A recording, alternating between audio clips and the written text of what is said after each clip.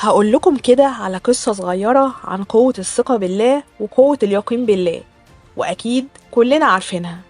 بس أنا حبيت أقول القصة دي عشان أي حد جواه طاقة سلبية ومش واثق في قدرة الله سبحانه وتعالى يرجع يقوي يقينه وثقته بالله، لأن هو وحده القادر على كل شيء، وقادر كمان على تحقيق اللي احنا شايفينه بقصر نظرنا مستحيل. تعالوا بينا بقى نسمع القصة. لما ربنا أمر سيدنا إبراهيم إنه يخرج هو وابنه ومراته ستنا هاجر في مكان مفهوش لا زرع ولا مية، خدهم وسابهم هناك ومشي، وما كانش معاهم غير شوية تمر وقارورة مية صغيرة.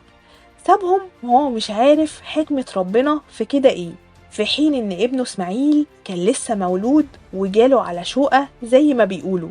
سابهم وهو ماشي، نادت عليه ستنا هاجر وقالت له: هتسيبنا لمين يا ابراهيم؟ ما ردش عليها. كررتها كتير، برضو ما ردش عليها. فعلت صوتها وقالت له: الله امرك بذلك؟ قال: نعم. قالت: اذا لن يضيعنا. ايه الثقة دي؟ ما خفتيش على ابنك ولا على نفسك؟ ما لومتيش حتى جوزك انه سابك في مكان زي ده؟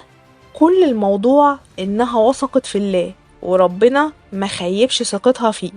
شوفوا ربنا عمل عشان خاطرها ايه كمان.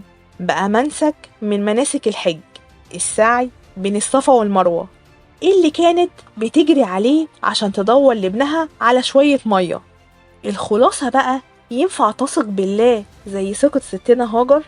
وفي كل مشكلة بتواجهك تقول: إن الله لن يضيعني. وقتها هتحس إن كل محنة منحة من الله. وبس كده. لو عجبكم الفيديو ما تنسوش تشتركوا في القناة وتفعلوا زر الجرس عشان يوصلكم كل جديد.